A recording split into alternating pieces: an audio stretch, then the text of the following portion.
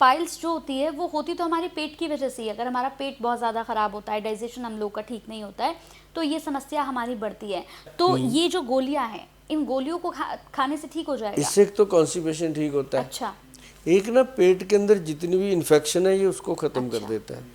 तीसरी चीज़, जी। इसका side effect नहीं होता। आपको शायद पता हो कि पहले जब बच्चे दूध पीते थे अपनी माँ का, अभी भी पीते हैं, जो लंबे समय तक पीते थे, जब छोड़ने की उम्र आ गई, बच्चा छोड़ नहीं रहा, एक एक डेढ़ साल के भी हाँ पी पी रहे हैं, तो उस समय दादियाँ जो होती थी वो ना उसके निप्पल पे, उसकी माँ के जो निप्पल होते हैं उसके ऊपर ये लगा देती थी रसौंत थोड़ी सी। वो बच्चा चाटता था, उसको कड़वा लगता था, वो हट जाता था।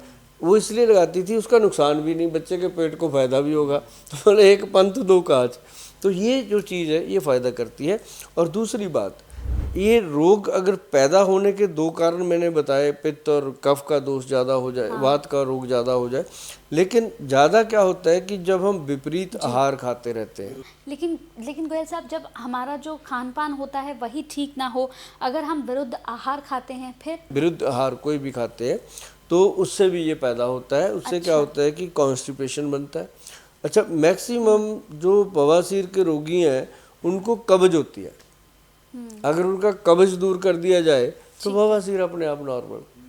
मेन तो पेट साफ होना है। अब बहुत सारी दुनिया है जिनको मैं पूछता हूँ कि भाई टॉयलेट, कहते ये आती है, लेकिन करने के बाद भी हमें ऐसा लगता है ना रह गया, पेट साफ नहीं हुआ। हाँ, तो ये वो तो जो चीज़ है ना जी, वो उसको लगता है पूरा दिन सताती रहती है और उसी से गट के अंदर वो मल जमा हो जाता है। पोर्टल वेन के अंदर इन्फेक्शन पैदा हो जाती है। आपने कभी देखा होगा कि जो पानी चलता है किसी पाइप के अंदर, तो उसके अंदर एक काई जम जाती है। एक जगह खड़ा रहे पानी, जैसे हम ट्यूबवेल वगैरह पे देखते हैं, तो उसके अंदर भी एक काई हरे वाई जम जाती है ना।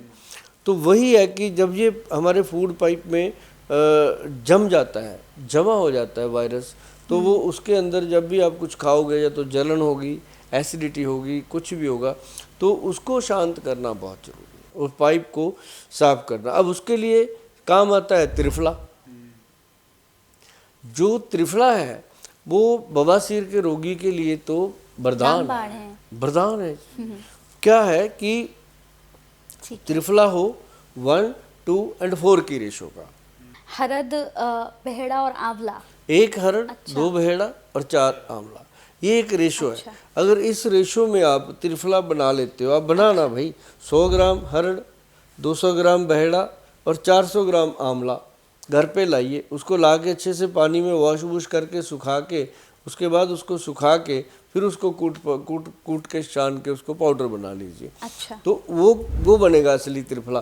तो उसको आपने 1 चम्मच लेना है, 5 ग्राम 5 बजे शाम को। अच्छा, मतलब ये, और जो महिलाएं हैं उन्होंने लेना है सुबह 5 बजे, 1 चम्मच 5 बजे करीब 1 चम्मच। अब जो कहते हैं हम तो ऑफिस जाते हैं जी 5 बजे, तो हमें पता भी नहीं होता दिन चढ़ा कि नहीं चढ़ा। हम तो 8 बजे उठते हैं, 9 बजे उठते हैं। तो वो जब भी उठें, ब्रश करने के बाद उसको खाएं सुबह सुबह। और जो पुरुष लोग हैं वो कहते हैं जी 5 बजे तो हम दफ्तर में होते हैं या रास्ते में होते हैं, गाड़ी में होते हैं, क्या करें। ये जो लिखा है मैंने उस तरह बताया, लेकिन आप समय के नज़ाकत को देखते हुए रात को सोने से पहले गर्म दूध के साथ या पानी के साथ त्रिफला खा सकते हो।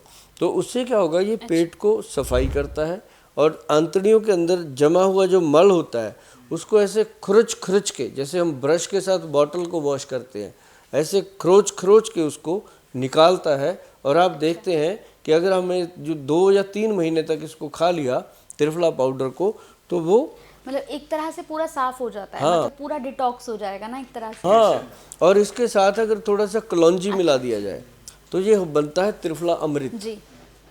जो त्रिफला अमृत है, इसको आप कभी गूगल पे जाके सर्च करना, त्रिफला अमृत पाउडर। आप देखेंगे कि इतनी दुनिया ले रही है इसको और सिर्फ हम ही नहीं ले रहे, ऐसा लगेगा कि हम ले ही नहीं रहे। तो ये जो लोग बीमार हैं उनके लिए तो वरदान है, और जो लोग तंदुरुस्त हैं वो खाएं, उनके लिए रामबाण है। मतलब उनके लिए तो ऐसा चमत्कारी है कि उनको कोई बीमारी नहीं होती, वजन नहीं बढ़ता। ऐसी बहुत सारी चीज़ें जो गट हेल्थ से जुड़ी हुई हैं उनका समाधान है, और बवासीर के रोगियों के लिए तो वरदान है।